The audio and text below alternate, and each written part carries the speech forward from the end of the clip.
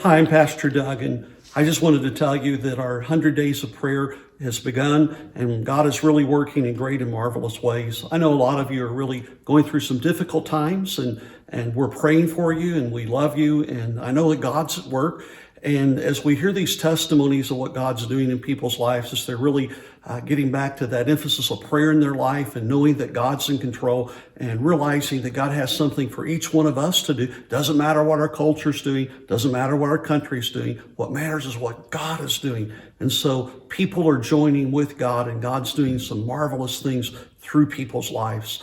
So I just wanted to tell you, one of the things that we have with our 100 days of prayer is we have our prayer wall, and it's just a wonderful wall. Lonnie Glower, God bless him, what a wonderful person, and he just put hours on doing things for our church. He did an excellent job on this.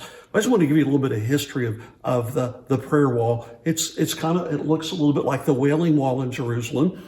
You know, the temple was destroyed back in 580 BC, and then Ezra rebuilt the temple, and the people were so glad. And we're on a series now on Nehemiah, where God allowed Nehemiah to go back and rebuild the walls after 100 years of people trying to get that wall built. Nehemiah goes back in just a matter of a few months with God's help and leadership. He rebuilds the wall. And so God's rebuilding lives. And I just want to remind us, I don't want you to be discouraged. God rebuilds us. He rebuilds our family, and God rebuilds our churches. And so God is alive and working. And like I said, I'm so thankful for that. Back to this wall, you know, around 70 AD, the temple was destroyed again, and the Jewish people wept. And it's still now, when you go there, it's what they call the Wailing Wall. It's some of the original blocks, perhaps from Solomon or Ezra when they laid those blocks.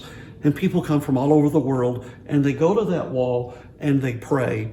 And not only do they pray there, but they take a little message that they write to God, and they write the message on a piece of paper, and then they fold it and they put it in the crevices. You'll see a lot of prayer concerns right here. And in that wall in Jerusalem, if any of the requests fall out, every day there's a group of people who pick up those and they put them in a basket, and there's caves back behind there, and they keep those. You know, writing something down, that there's nothing involved in that's going to cause a miracle, but it's what's in the heart. And sometimes it's just so good to express what to God verbally, but sometimes it's good to just write down what our heart is feeling and what our heart is breaking about, and to just put that physically in the wall, just as a reminder that God hears the prayers. I'm so glad of God's word. In James, it tells us, the effectual fervent prayer of a righteous man or woman availeth that much. And that's the King James Version in the Old English. So I memorized it. It's just simply saying that righteous people, and righteous means right standing with God, when they pray, God answers. And God is answering, and God is doing miraculous things. And let's keep on with this prayer emphasis. And I pray that it doesn't end after 100 days. I pray that it continues forever. And I know that in our family, it's been so refreshing to just set aside time every day to just pray. We're reading through the book of Acts together, and we're praying together, and we're talking together and discussing things. And, you know, I don't want that to stop. I want that to continue on, not just for our family, but for all families. You know, in Colossians 2:8, it tells us, beware, that's a warning, lest any man spoil thee through philosophy and vain deceit, after the traditions of men, after the rudiments of the world, and not after Christ. Satan is alive, and we know that.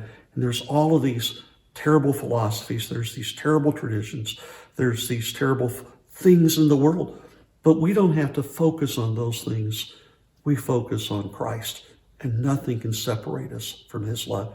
God bless you. I encourage you. I thank you for praying.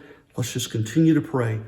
Revival begins with an individual, and it begins when we are right standing with the Lord.